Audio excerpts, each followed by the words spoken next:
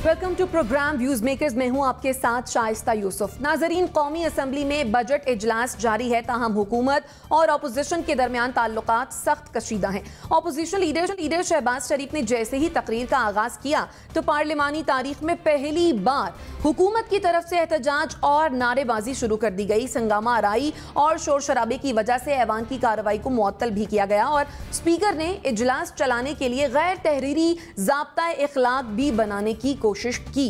क्या हुकूमत और अपोजिशन की इस महाजराई से ऐवान की इज्जत में इजाफा हो रहा है? जिस ऐवान को चलाना हुकूमत की जिम्मेदारी होती है, क्या वो वहां ऐसे ही शोर मचाती रहेगी, अपोजिशन को उकसाती रहेगी? और क्या अपोजिशन जमातें भी बजट पर संजीदगी से बहस में हिस्सा नहीं लेंगी? हमारा आज का पहला सवाल यह है कि कौमी असम्बली में बजट इजलास में शदीद हंगामा आराई जिम्मेदार कौन है? मेहमानों का तारुफ मैं आपसे करवा देती हूँ। हमारे साथ हैं डॉक्टर नाजिर महमूद साहब, मुबशर बुखारी साहब भी हमें ज्वाइन कर चुके हैं, lieutenant general retired Amjad Shoaib साहब ने भी हमें ज्वाइन कर लिया है, अतर काजमी भी हमारे साथ मौजूद हैं और पीजे मीर भी हमें ज्वाइन कर चुके हैं। आप तमाम मेहमानों के वक्त का बेहद शुक्रिया।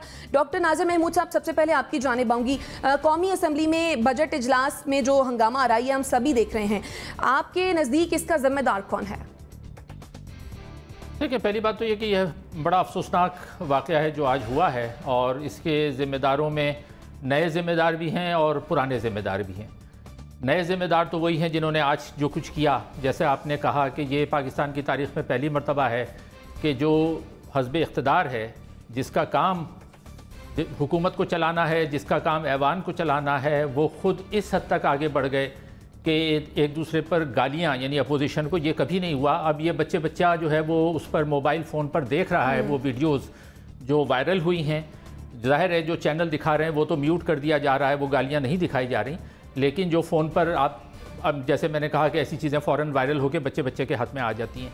अली नवाज़ चौहान साहब जो है वो माँ बहन की गालियाँ दे रहे हैं, दूसरे साथी जो हैं वो भी बढ़ कर गालियाँ दे रहे हैं, बजट की कॉपीज़ फेंकी जा रही हैं।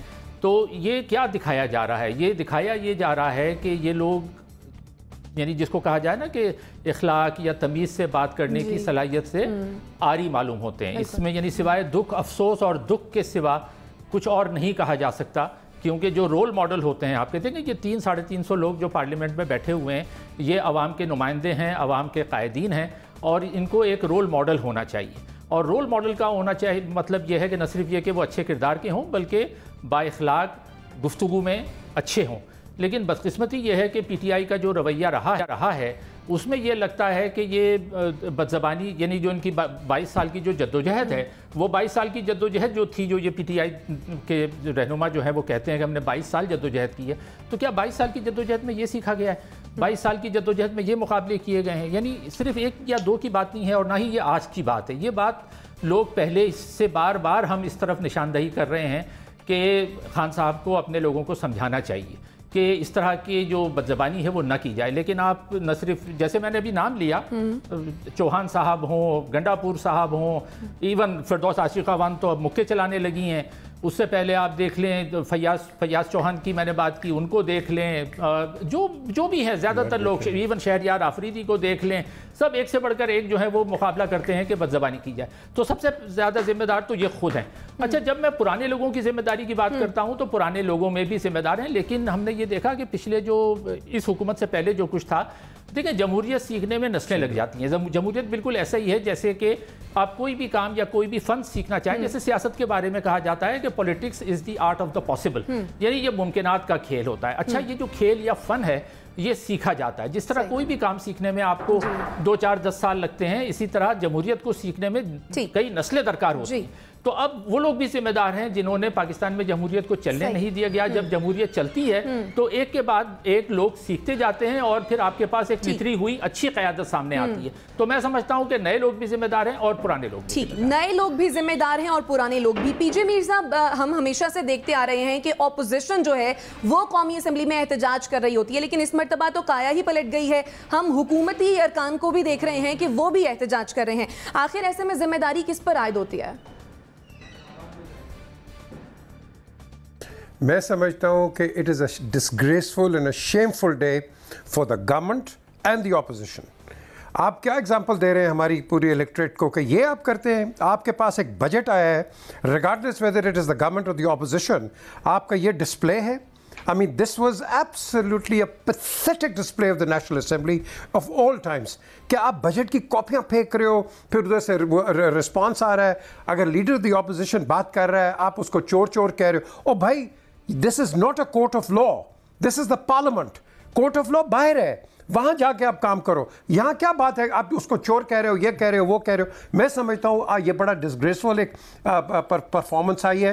एंड अगर मैं ये बड़े स्ट्रांगली कह रहा हूं, अगर तो speaker of the national assembly is neutral, he will suspend members of the government जिन्होंने ये बिहेव किया है, और he will suspend members of the opposition as well, because यहाँ इस August House के अंदर we cannot afford such trivial acts of absolutely juvenile delinquents.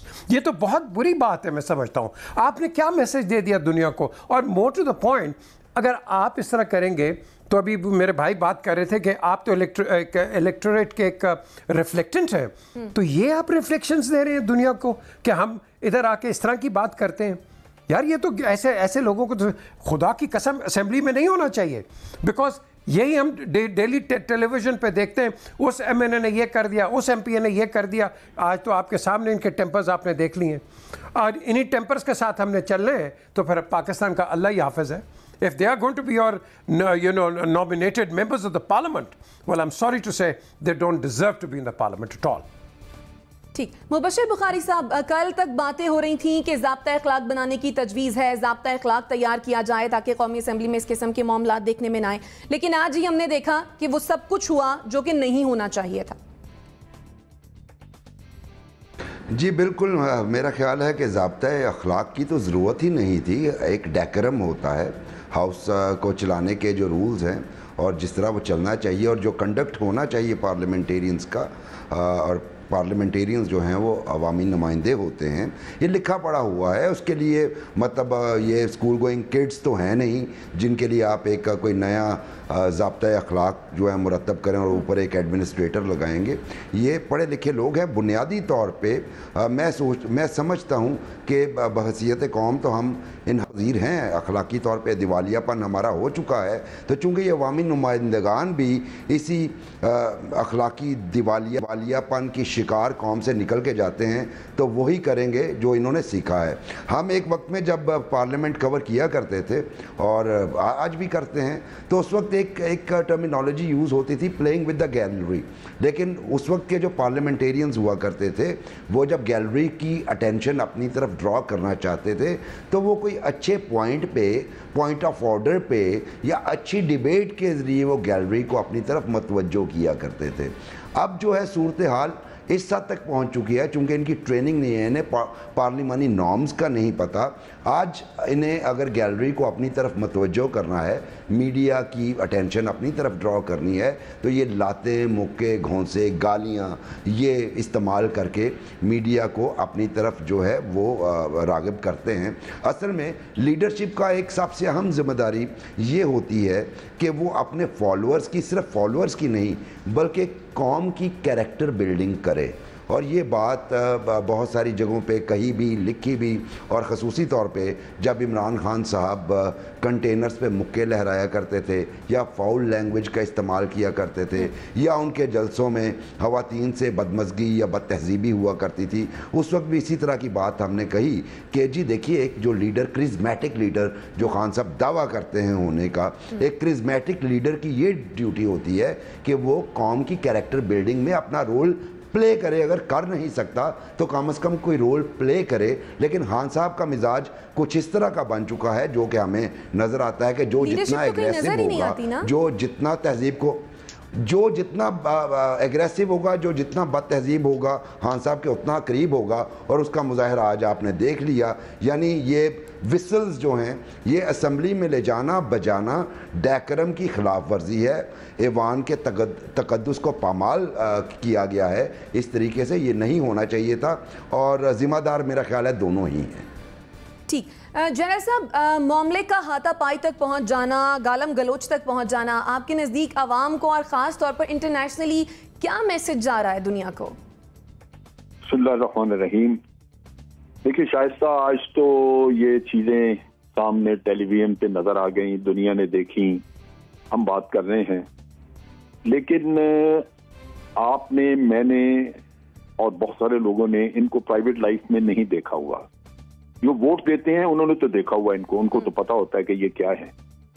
ये जो आज आपने सीन देखे तो कुछ भी नहीं, ये उसका एक बिल्कुल जर्रा है जो ये प्राइवेट लाइफ में ये लोग हैं, जो मोहल्ले में बैठ के ये बात करते हैं, जो आपस में इनके जोक्स होते हैं, जो इनका किरदार दौलत बनाने के मामले में, ये इनके वोटर्स को सब पता है, वहां छुपा कुछ नहीं होता उनसे।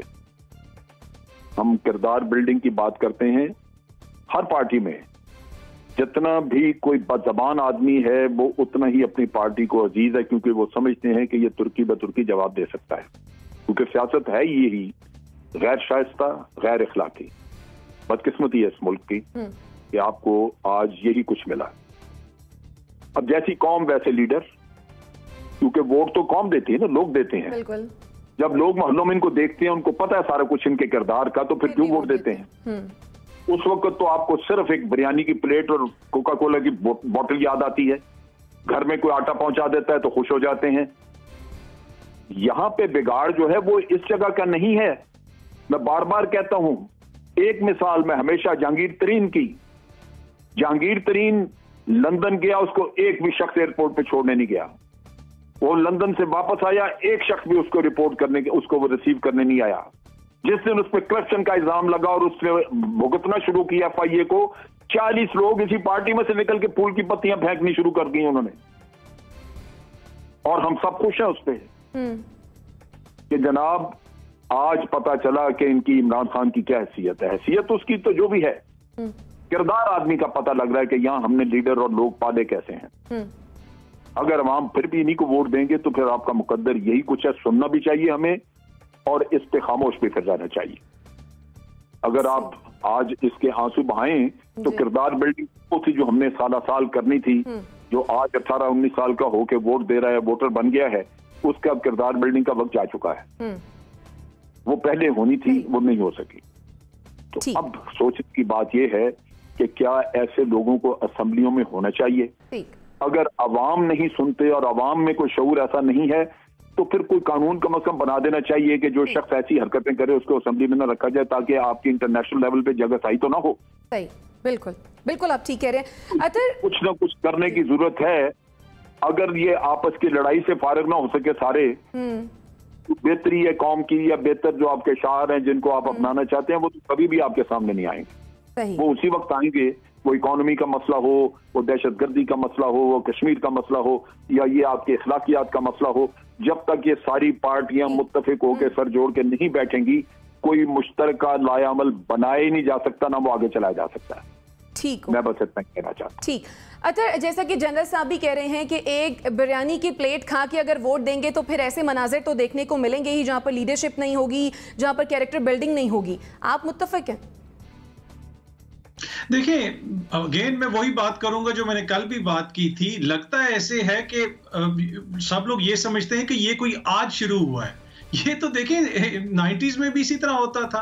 आप थोड़ा सा पीछे चले जाएं, उस वक्त भी इसी तरह होता था। किस तरह के नारे लगते थे, किस तरह का रवैया होता था। ये कोई नई चीज नहीं है जिसे इमरान खान ने इंट्रोड्यूस करवाया है। भुट्टो साहब के जलसों में क्या जुबान इस्तेमाल होती थी, मियां साहब अपने जलसों में क्या जुबान इस्तेमाल करते थे। थोड़ा सा पीछे आप पार्लियामेंट में चले जाएं, इसी पार्लियामेंट के अंदर जब मियां साहब की हुकूमत थी, उनके सीनियर वजीर साथ बैठे हुए थे।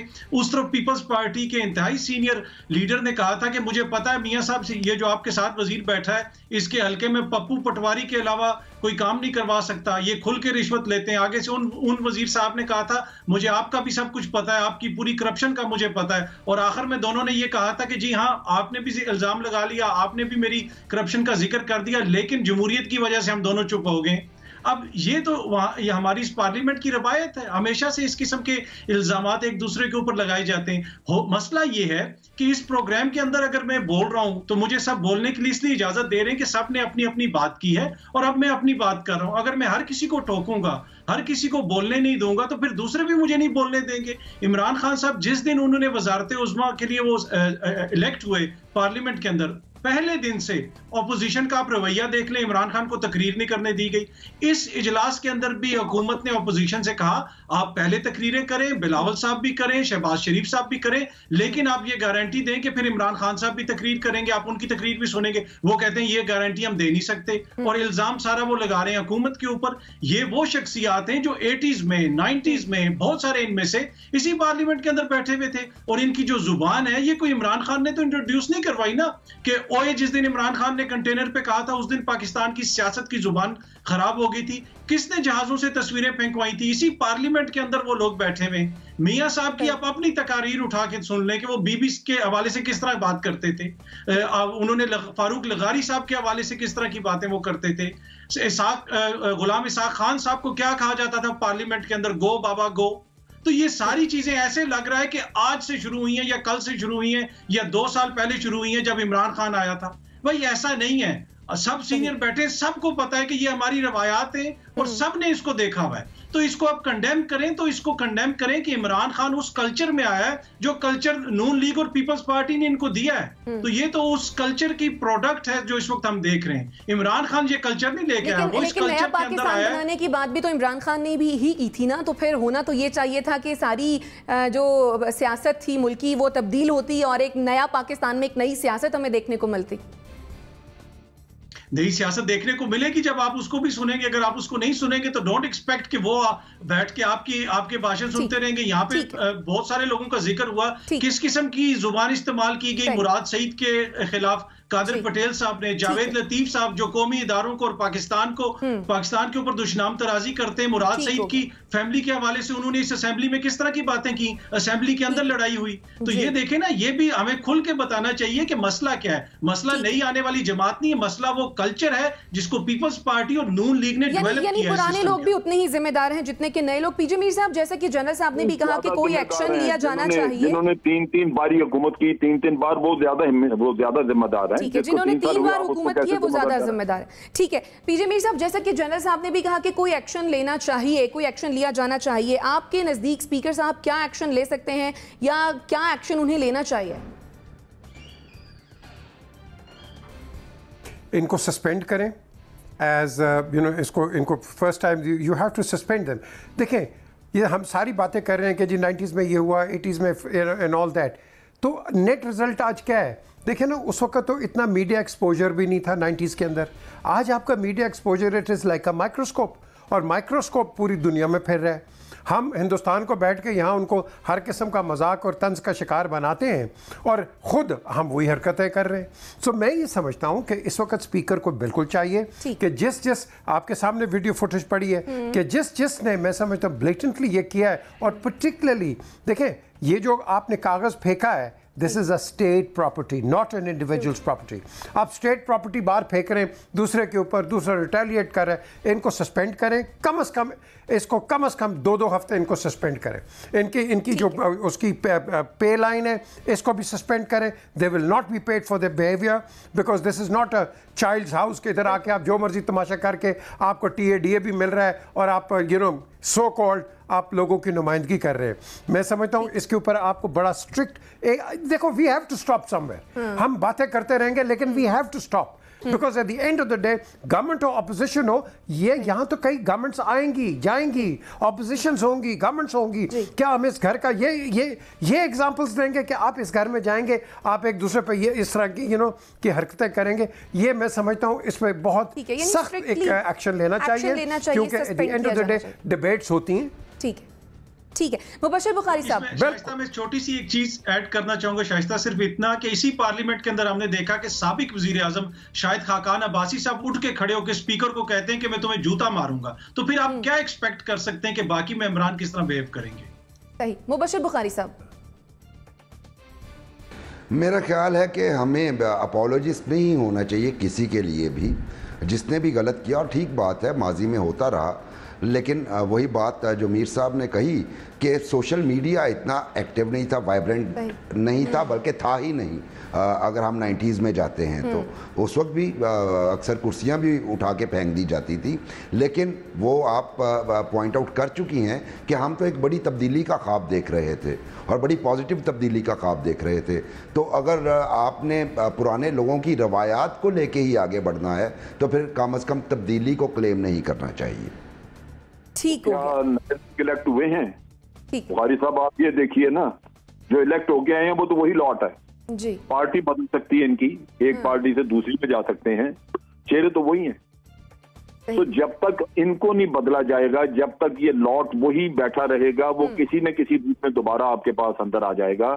तो भाई साहब उसका कॉन्डक्ट तो वही, क्योंकि एक पर्सनैलिटी है, एक शख्स है, उसकी अपनी शख्सियत है, उसकी एक सरिश्त है, उसके अपने अंदर जो गंद है वो भरा पड़ा, वो नहीं कहीं जाता।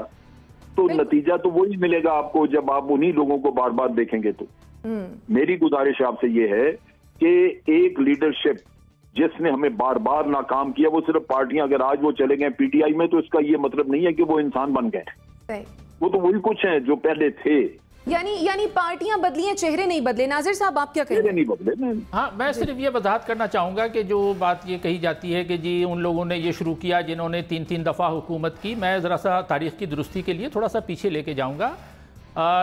इन लोगों का तो अगर 3-3 दफ़ा की तीनों हुकूमतें में मिला लें तो वो 10-11 साल बनते हैं। जिन्होंने 11-11 साल हुकूमत की है, जनरल अयूब खान के दौर में जो फातिमा जिन्ना के बारे में बातें की गई और बातें फैलाई गई, वो तो आप छोड़ दें कि उनको गद्दार वतन कहा गया, इंडिया की एजेंट कहा गया। उनकी ज़ात और उनकी शख्सियत के बारे में उनको इखलाक बाख्ता औरत साबित करने की कोशिश की गई। यानी शर्म आती है याद करके। पम्फलेट फैलाए गए, बांटे गए लोगों में। ये सारे इस दौर में नहीं हुआ था, 90s में नहीं हुआ था, ये 1960s में हुआ था, जिन साहब की 11 साल हुकूमत थी, बल्कि आमरीत थी। उस वक्त से उन्होंने हुसैन शहीद सोहरावर्दी जैसे लीडर के बारे में जो अल्फाज इस्तेमाल किए, ये पूरी तारीख है। दूसरी बात यह है कि जो 90 जब भुट्टो साहब ने जरूर की, ये बात मानूंगा कि भुट्टो साहब ने कहीं कहीं बदजबानी की है, लेकिन मोहतरमा बेनज़ीर भुट्टो के इख्तिदार में आने के बाद या सियासत में आने के बाद वो ये जरूर कहती थी गो बाबा गो, वो नारे लगाए उन्होंने, लेकिन वो कभी भी जिस तरह की गालियां आज दी गई, जो ये कहा जा रहा है ना कि ये कोई नई बात नहीं है, नई बात यह है कि गालियां पहली मर्तबा पार्लियामेंट में दी गई हैं इस तरह से। और तीसरी बात यह है कि अगर यही करना है, अगर उस गलत को जवाज बनाकर आज उससे भी ज्यादा गलतियां करनी हैं, तो भाई फिर तब्दीली का, बेहतर क़यादत का, पाकिस्तान को अच्छा माशरा बनाने का, रियासत मदीना बनाने का, रियासत मदीना आप इस तरह से बनाएंगे नाउजुबिल्ला, यानी उस लफ्ज को इस्तेमाल करते हुए शर्म आनी चाहिए। हाँ, मैं सिर्फ ये रिकॉर्ड की दुरुस्ती के लिए ये बात कर रहा हूँ। ठीक हो गया। डॉक्टर साहब यहाँ पे जरा दोगलेपन की बू आ रही है। 3 साल की हुकूमत इमरान खान की पहली दफा है, उससे तो आप तवक्को मांगते हैं कि वो इखलाकियात दुरुस्त कर दे, और जब इन डाकुओं के दफा में आते हैं तो आप अयूब खान को चल पड़ते हैं। क्या ये 30 साल में अपने आप को और उनको रिफॉर्म नहीं कर सके? नहीं, इनकी तो 22 साल की जद्दोजहद है ना, 3 साल की नहीं, इन्होंने 22 साल क्या किया है, 22 साल में क्या सीखा है? ये दावा करते हैं 22 साल की जद्दोजहद, 22 साल की जद्दोजहद में ये सीखना है। अगर 22 साल की जद्दोजहद के बाद ये सीखना है, इसी डिस्कशन को आगे बढ़ाएंगे। जनरल साहब और डॉक्टर साहब इसी डिस्कशन को आगे बढ़ाएंगे। क्या सिखाया? मुझे ब्रेक लेनी है, ब्रेक के बाद वापस आते हैं और डिस्कशन को यहीं से शुरू करेंगे।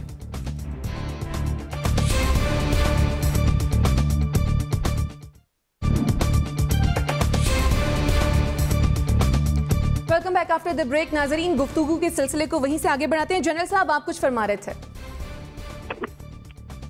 मैं शायद ये कह रहा था कि देखिए, हमें इतना पीछे जा के नहीं सोचना चाहिए। जब हम इमरान खान की परफॉर्मेंस की बात करते हैं, वो कहते हैं जी पिछली हुकूमत ये कर गई, तो हमें मिर्च लग जाती है, यूं लगता है कि भेड़ काट गई। साथ ही शोर मच जाता है कि जी ये पिछली हुकूमतों का कब छोड़ेंगे पीछा, आज की बात करें इन्होंने 3 सालों में क्या किया। जब हम बात करते हैं पीपल्स पार्टी की या नून लीग की, तो फिर हम अयूब खान पे चले जाते हैं, फिर हम पिछले वो कब्रें खोदनी शुरू करते हैं जो मेरा ख्याल मुर्दे भी अब गल चुके, खत्म हो चुके होंगे, उनकी हड्डियां भी शायद ना मिलें। बात यह है कि आपके पास ऑप्शंस हैं क्या? बिल्कुल ये हुकूमत जो है, ये इसकी परफॉर्मेंस बड़ी कमजोर है, मैं इसके बिल्कुल कोई शक नहीं है इसमें। हम बहुत सारा कोई डिमांड करते हैं, लेकिन ये हुकूमत एक टांग पे खड़ी है 7 वोटों पे, और वो भी कोलिशन के। इससे ज्यादा कमजोर हुकूमत बड़ा कम है कभी पाकिस्तान में बनी, आप कर ही कुछ नहीं सकते। तो उनके हालात, उनकी मजबूरियां भी समझे। फिर वो लेके किन को साथ आया है? वही लोग अगर वो आप देखें, अगर खुसरो बख्तियार जो है वो शुगर माफिया का हिस्सा था तरीन, तो वो सारे पहले किसी और पार्टी में थे, कोई क्यू लीग में था, कोई नून में था। तो यही वो लोग हैं जो फिर रहे हैं। बदकिस्मती इस मुल्क की ये है कि आपके पास इस वक्त ये कह तो रिजाल है कि आपके पास लीडरशिप नहीं है। क्या ऑप्शन यही है कि हम फिर जरदारी के हथे चढ़ जाएं? क्या ऑप्शन यही है कि हम फिर नवाज शरीफ के हथे चढ़ जाएं, जो कभी हमें दुबई से बैठ के हुकूमत करते थे हमारे ऊपर और कभी लंदन से बैठ के? ये मुकद्दर है इस मुल्क का। ये सोचनी चाहिए चीजें हमें। हम कंडेम करके फारिग हो जाते हैं तो आएगा वही जो हमें फिर दुबई से बैठ के हुकूमत करेगा, वही आएगा जो लंदन से बैठ के, जो आज भी कर रहा है, लंदन से हुकूमत चला रहा है, यहाँ पे पार्टी चला रहा है। ठीक, ये वो लोग हैं जो सिर्फ यहाँ पे पैसा खाने और हुकूमत बनाने के लिए आते हैं, हुक्मरानी करने के लिए आते हैं हमारे ऊपर, और इनकी इस मुल्क से कोई वफादारी नहीं। ठीक है, यानी तो ये चीजें सोचने की हैं जो हमें देखनी है कि हम क्या in the larger interest of our state हम किसी को क्रिटिसाइज कर रहे हैं या उसकी हमायत कर रहे हैं। जिनको 3 मौके दिए उनको चौथा देने का क्या जवाब है, मुझे ये बताएं। क्या मुसलमान जो है उसके लिए मना नहीं है कि एक सुराख से जब वो डसा जाता है तो फिर दोबारा उसमें उंगली न डाले? ये हमारी अकल नहीं हमें बताती, हमारा दीन बताता है। तो सोचना चाहिए कि जिनको 3 मौके दिए उनसे तवक्को करते हैं, उन्होंने आके सबसे पहले वो काम करना है जो उनकी करप्शन जितनी पकड़ी गई हुई है, जितने केसेस यहाँ पे जिनके फैसले नहीं हो रहे, आप देखेंगे वो तेज रफ्तारी से चलना शुरू होंगे जिस दिन इमरान खान के बाकी 2 साल मुकम्मल हुए, और उसके बाद एक एक केस से बरी होना शुरू होंगे। 1 साल के अंदर अंदर हर कोई फारिग और आपके सर पे नाचता होगा कि जनाब हमें इतना आपने जलील किया, इतनी देर बंद रखा, क्या मिला? कुछ नहीं मिला। ठीक, ये होगा आपके साथ। ठीक हो गया, ठीक हो गया। डॉक्टर नाजिर साहब, आप क्या कहेंगे? जी, मैं इसी बात को आगे बढ़ाना चाहूँगा। यानी अभी ये बात अक्सर कही जाती है कि जी आप पीछे पुराने मुर्दे उखाड़ते हैं, यानी अगर भुट्टो साहब तक चले जाएं तो वो पुराने मुर्दे नहीं है, उससे पीछे जाएं तो वो पुराने मुर्दे हो जाते हैं। बात तो वहीं से, जो कहते हैं ना कि बात निकलेगी तो फिर दूर तक जाएगी, तो बात तो वहीं से शुरू करनी पड़ती है। आपने जो अभी अक्सर ये बात कही जाती है कि जी हमारे पास चॉइस क्या है, ये चॉइस है, हमने उनको भी ट्राई कर लिया, इनको भी ट्राई कर लिया, देखें क्या है। अब यही मकसद है, यानी जो मौजूदा सेटअप लाया गया है इसकी बुनियादी वजह यही है कि अल्टीमेटली ये कहा जाए कि देखें जमहूरियत नाकाम हो रही है। ये लोग हैं, जमहूरियत कामयाब कैसे होती है? क़यादत का फुक़दान है। क़यादत आती कहाँ से? देखें, क़यादत आती है, आपकी तलबा तंजीमें होनी चाहिए, आपकी क़यादत आती है जिसमें मजदूर यूनियनें होनी चाहिए, ख़वातीन की तंजीमें होनी चाहिए। इन सब तंजीमों को जब पाबंदियाँ लगा दी गई, जब जमहूरियत को सत्यानाश जमहूरियत का किया गया, आइन को बार बार तोड़ा गया। देखें, जमहूरियत सीखी जाती है, ये समाजी इर्तिका का एक कानून है। जो समाजी शऊर रखते हैं वो जानते हैं, जो मैंने पहले भी बात कही कि जमहूरियत इज़ वर्क इन प्रोग्रेस। ये 2-4 नस्लें इसमें लगती हैं। अगर मैं कोई खेल सीख रहा हूँ या कोई फ़न सीख रहा हूँ, उसमें मैं गलती करूँगा, लेकिन किसी को यह हक़ नहीं पहुँचता कि कोई डंडा लेकर आए और कहे कि तुम गलती करते हो, एक तरफ बैठ जाओ। जब अगर मुझे वो काम सीखने नहीं दिया जाएगा, जमहूरियत एक फ़न है, उसको सीखने के लिए कौमों को वक्त चाहिए होता है। जब आप कोई बच्चा ज़बान बोल रहा होता है, अगर वो ज़बान बोलते हुए गलती करे, आप उसको 2 थप्पड़ मारें और कहें कि तुमसे बोला नहीं जाता, चुप करो, उसको जब बोलने का मौका मिलेगा वो गलतियां करेगा। तो सबक क्या है? सबक यह है कि क़यादत आपकी आसमान से नहीं उतरती, क़यादत आपकी निकलती है जो जमहूरियत की नर्सरी होती है वहाँ से निकलती है। जमहूरियत की नर्सरी होती है आपकी तलबा तंजीमें, उन पर तमाम आमलियतों में पाबंदियाँ लगाई गई, हत्ता कि आज भी उनको बहाल नहीं किया जा सकता क्योंकि वो इतना इंटेंस्ड हो गया है। माशरे को तशद्दुद की तरफ धकेला गया। जब धकेला जाता है तशद्दुद की तरफ, देखिए तशद्दुद हमेशा जो है वो कहते हैं कि violence is opposite of voice. जब लोगों को बोलने नहीं दिया जाता तो वो वायलेंस की तरफ जाते हैं। तो इस तरह से पाकिस्तान की तारीख में कम अज़ कम ये 60-70 साल की कहानी है। इसका हल क्या है? क़यादत आएगी कहाँ से? क़यादत वहाँ से आएगी जब, यानी ये जो वाक़या हुआ है बड़ा ही दर्दनाक और अफसोसनाक है, इस पे एक्शन लिया जाना चाहिए। लेकिन इसकी बुनियाद बनाकर ये कहना कि जी जमहूरियत नाकाम हो गई है, जमहूरियत को ख़त्म कर देना चाहिए, नहीं। लोग सीखेंगे।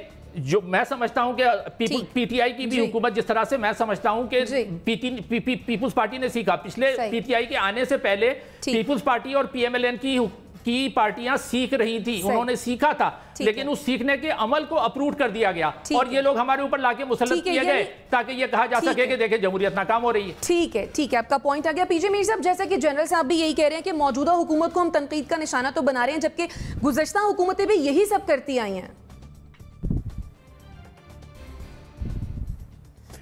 हम पाकिस्तान में बड़े जमहूर के जमहूरियत की आवाज़ें तो बड़ी उठाते हैं। क्या पाकिस्तान में जमहूर को पता है कि जमहूरियत क्या है? उसको पता है? उसको अपने राइट्स पता है?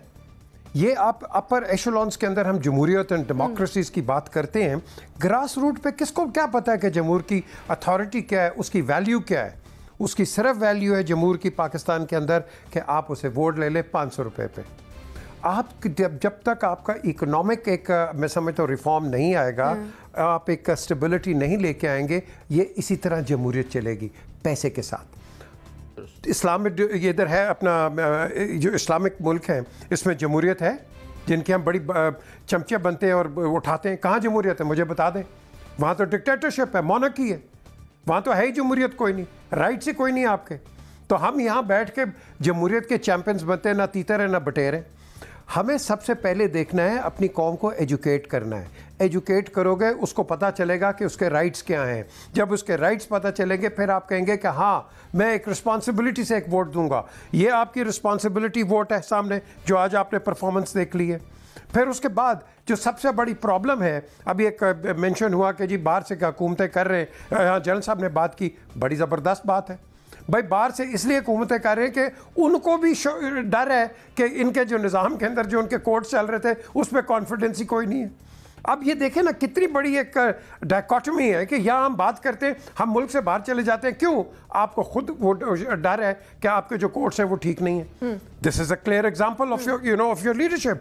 सब बाहर भाग जाते हैं, क्यों जी? क्योंकि पाकिस्तान में जस्टिस नहीं है। तो इसलिए जब तक आप अपने बेसिक सिस्टम्स को ठीक नहीं करेंगे, हमारी ये जो बड़ी बातें आती हैं कि जी ये हो गया वो हो गया, दिस इज़ ऑल आप कह लो कि high talk, this doesn't mean anything. सबसे पहले आप एजुकेट करो आदमी को, आवाम को। आवाम एजुकेट होगी, आपके पास जो रिप्रेजेंटेशन है पार्लियामेंट के अंदर वो भी एक एजुकेटेड आएगी। ये करोगे, आपकी आवाम जिस तरह है ये आपका रिफ्लेक्शन है। सो बेसिकली हमारी जो डिबेट है, that debate should be on education. Education पे हम नहीं है। हर गवर्नमेंट आती है, पैसे ले लेते हैं, ये डेवलपमेंट वो डेवलपमेंट फलाना डेवलपमेंट। एजुकेशन पे कौन पैसा देता है? कौन देता है पैसे? मुझे बता दो। वो आपको एजुकेट ही नहीं करना चाहता है। यूएसएड है कि कहाँ देती है, कितने देती है?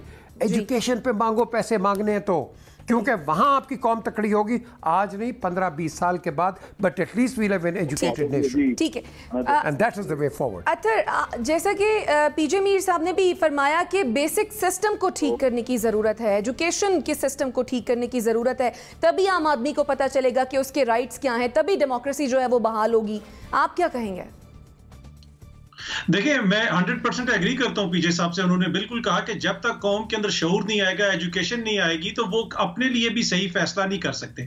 दूसरी बात ये है कि हम जब चले जाते हैं पीछे जाना चाहिए। मैं 10 साल 20 साल 30 साल 50 साल आप पीछे जाएं, आप अयूब खान के दौर में चले जाएं, वहीं से सारी बुराइयां शुरू हुई। अयूब खान साहब के वजीर खारजा कौन थे? अयूब खान को डैडी कौन कहते थे? यहाँ पे फातिमा जना साहिबा की बात हुई, फातिमा जना साहिबा के हवाले से नाजेबा चीजें किसने कही? वो कौन सी शख्सियत थी? गुजरांवाला में किस किस्म की हरकतें हुई उनके हवाले से उस जमाने के अंदर? तो हमें सब याद है। प्रॉब्लम यह है कि हमारी जितनी भी लीडरशिप अब तक पैदा हुई है वो जेन्युइन लीडरशिप नहीं थी। पहली दफा एक ऐसी लीडरशिप आई है जिसने 20-22 साल अपनी पार्टी चलाई, जिस तरह भी चलाई, और अब जाके उनको हुकूमत मिली है। इससे पहले क्या होता था?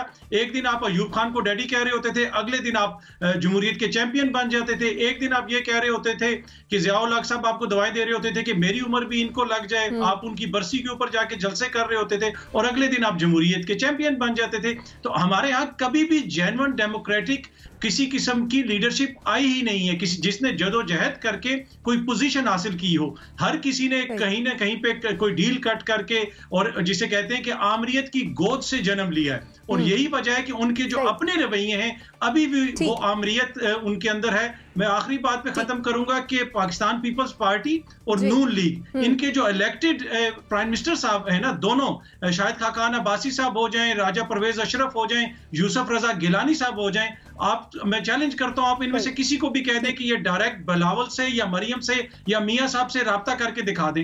ये डायरेक्ट मियां साहब से राब्ता नहीं कर सकते, इनको टाइम नहीं मिलता। तो इन जमातों के अंदर जमहूरियत की ये हालत है, तो ये बाकी किस जगह पे क्या जमहूरियत? सही। मुबशिर बुखारी साहब, आम आदमी अपने लिए सही फैसले नहीं ले पाता, तो क्या सारे मसाइल इसीलिए आपके नजदीक?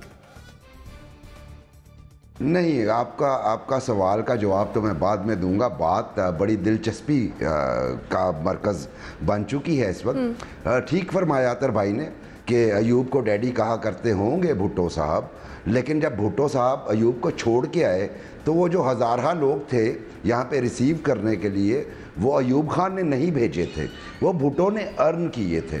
भुट्टो की जब हैंगिंग हुई और उसके बाद जब 13 लोगों ने अपने आप को आग लगाई तो वो ना ज़ियाउल हक ने उन बंदों को भेजा था, ना अयूब खान ने भेजा था। भुट्टो ने वो रिस्पेक्ट अपने ज़रिए अपने बलबूते पे अर्न की थी। अब आते हैं ज़रा मुतबादिल लीडरशिप की तरफ। जनरल साहब ने बड़ा वैलिड पॉइंट उठाया है कि भाई हमारे पास मुतबादिल लीडरशिप नहीं।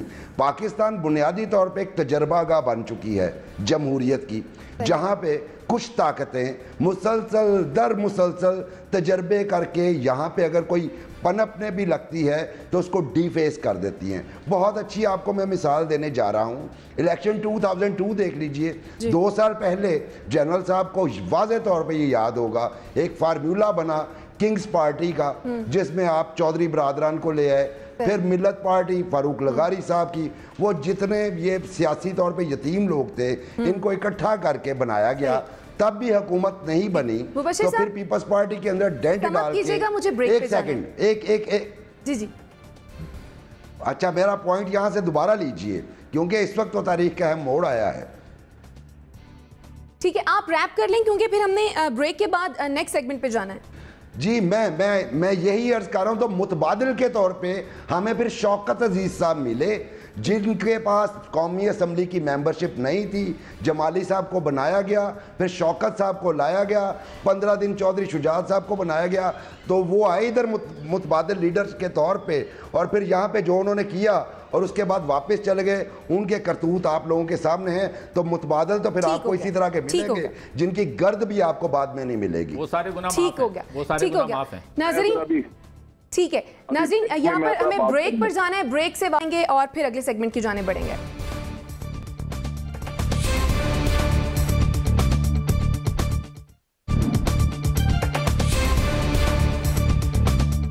Welcome back after the break. नाजरीन, अमरीका में जो बाइडन इंतजामिया चीन के खिलाफ मुतहरिक हो चुकी है, मगरबी ममालिक को भी अपने साथ मिलाने का सिलसिला जारी है। पहले अमरीकी सदर जो बाइडन ने बरतानिया में चीन में इंसानी हुकूक की खिलाफ वर्जियों पर तशवीश का इजहार किया, फौजी नकल हरकत पर आवाज उठाने के लिए जोर दिया। अब नेटो के रुकन ममालिक के सरबराहान ने चीन को ग्लोबल सिक्योरिटी के लिए चैलेंज करार दे दिया है। इसके जवाब में चीन ने भी ऐसी ही सख्त जबान अपनाई है और कहा है कि वो दिन गए जब छोटे मुल्कों के गिरोह दुनिया की किस्मत का फैसला किया करते थे। मगरबी ममालिक और चीन के इस तरह एक दूसरे के खिलाफ जारहाना बयानात क्या दुनिया को मजीद तकसीम करने जा रहे हैं? मुबश्शिर बुखारी साहब। जी देखिए, अजीबो गरीब से मामलात हो रहे हैं ग्लोबली, और जो मुझे लग रहा है चीन की, चूँकि आपको अंदाज़ा है मुआशी तरक्की सबसे बड़ा चैलेंजर है, बल्कि ओवरकम कर गया है अमेरिका को। फिर उसके बाद आपको याद होगा कोल्ड वॉर के दिनों में हमारी जो रशिया की और अमेरिका की कोल्ड वॉर थी वो ज़मीन से निकल के हलाई वसअतों में फैल गई थी। तो चाइना भी शायद इस तरह के चैलेंजेस दे रहा है नेटो को, कंट्रीज़ को और अमेरिका को, तो वो फील कर रहे हैं थ्रेटेंड। तो इस सूरत हाल में मुझे लग रहा है कि एक और सर्द जंग का आगाज़ होने जा रहा है, चूँकि यकीनी तौर पे आइंदा आने वाले दिनों में चीन मज़ीद स्ट्रेंथ हासिल करेगा इकनॉमिक फ्रंट्स के ऊपर और टेक्नोलॉजिकल फ्रंट्स के ऊपर, जो कि अफोर्ड नहीं करते ये कंट्री। सही, ठीक है। जनरल साहब, आप क्या समझते हैं, क्या दुनिया एक बार फिर से खतरनाक मुकाबले की तरफ बढ़ रही है? देखिए, बात यह है कि सर्द जंग एक तरह आप कह लीजिए कि फिर शुरू डिनाई करते हैं, लेकिन वो शुरू हो गई। बुखारी साहब ने जो कहा वो दुरुस्त है कि असल मुकाबला तो आपका मईशत का था, जहां चाइना आपको पीछे छोड़ के जा रहा है। लेकिन अमेरिका ने अपना पुराना वतीरा रखा, जहां वो हमेशा अपने लिए किसी न किसी को दुश्मन चुनता है और फिर एक इत्तेहाद बनता है और इत्तेहाद के ऊपर फिर पैसा लगना शुरू होता है। और ये जवाल की निशानियां हैं, जहां जंगों में पैसा झोंका जाए, इंसानी तरक्की की बजाय वो इत्तेहादों पे पैसा झोंका जाए, ये वो काम शुरू कर दिया उन्होंने। तो ये तो लाजमी बात है, लड़ाई हो नहीं सकती डायरेक्ट, क्योंकि ये तो तारीख आपको बताती है कि एटमी कुव्वतों के दरमियान डायरेक्ट जंग नहीं होती, ये म्यूचुअल डिस्ट्रक्शन होती है। तो वो जंग नहीं होगी इनकी, लेकिन कंपटीशन शुरू हो जाएगा और प्रॉक्सी वॉर्स मुख्तलिफ जगहों पे होंगी। उसके साथ साथ ये कंपटीशन रहेगा जहां पैसा इत्तेहादियों पे उन पे खर्च होगा। चाइना ये काम नहीं करेगा और चाइना माशी तरक्की करता जाएगा, ये पीछे रह जाएंगे। ठीक हो गया। पीजे मीर साहब, इस महाजराई के नताइज क्या होंगे?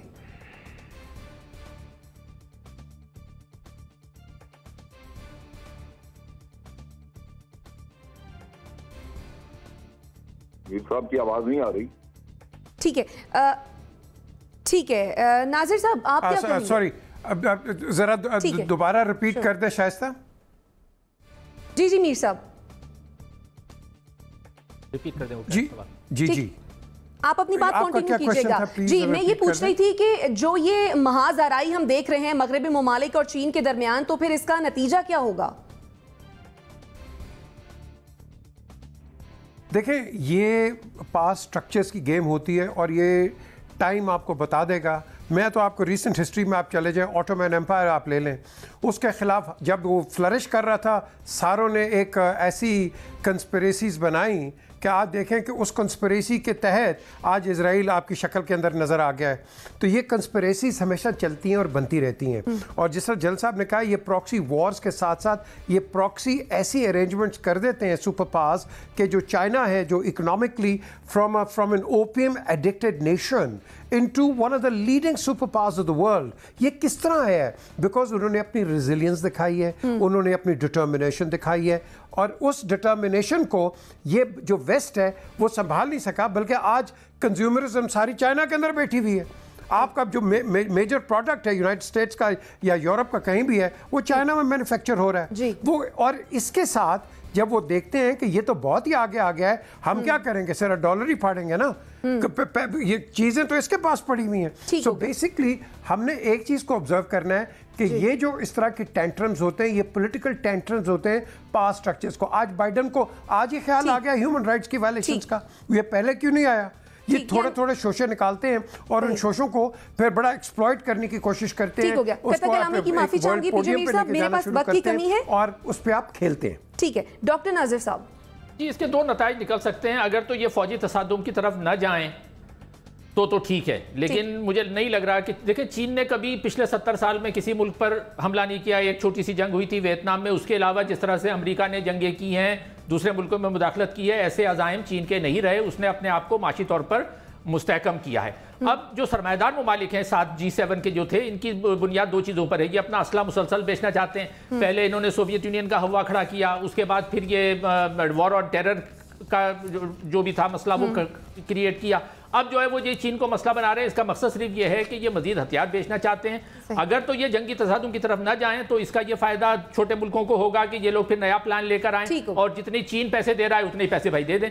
आप भी ठीक है। अतर काज़मी साहब, देखिए, जितने भी लोगों ने यहाँ पे जो भी बातें की, मैं उस सब से मुत्तफिक हूँ। सिर्फ इतना सा ऐड करना चाहूंगा कि इसी नेटो के इजलास में एक और चीज भी डिस्कस हुई है कि काबुल के एयरपोर्ट को किस तरह सिक्योर किया जाए। तो वो नेटो इत्तेहाद जो 20 साल के अंदर पूरे अफगानिस्तान को नहीं, अफगानिस्तान के कैपिटल काबुल को भी नहीं, सिर्फ एक एयरपोर्ट को भी सिक्योर नहीं कर सका, और अब ये बातें हो रही हैं कि तुर्की उसकी सिक्योरिटी संभाले। तो उस नेटो इत्तेहाद की जानिब से चीन को धमकियां तो दी जा रही हैं, लेकिन मेरा नहीं ख्याल कि चीन उससे जो है कोई रोब में आएगा या इनकी कोई ज्यादा इनको खातिर में लेके आएगा। ठीक है मीर साहब, आप कुछ कहना चाह रहे हैं, कोई कमेंट कीजिएगा, मुझे क्लोजिंग की जाने बढ़ना है। जी देखिए, मैं आपको एक चीज बताऊं, हम सारी ठीक है, चाइना ने ये किया वो किया, लेकिन याद रखें आपको कॉशियस खुद भी रहना चाहिए। आप श्रीलंका में देख लें, पोर्ट्स को कोई जंग की जरूरत नहीं है, पोर्ट टेक ओवर हो गया है। एक 9mm की बुलेट नहीं फायर की चाइना ने, जो कि रशिया लगा रहा है 79 से सोवियट्स के आके आपको इधर आए towards the warm waters, लेनिन्स dream. एक 9mm बुलेट फायर नहीं हुई है, गवादर पे आ गए। हमने भी अपने जो केसेस है ना, अपने जो हमारी सिचुएशन है, इसको भी रीअसेस करना है। ये दोस्ती कोई नहीं होती है, इंटरेस्ट होते हैं। ठीक है, यानी हमें भी अपने केसेस को रीअसेस करना होगा। नाजरीन, इसी के साथ मुझे मेरे मेहमानों को दीजिए इजाजत। आलाने के बाद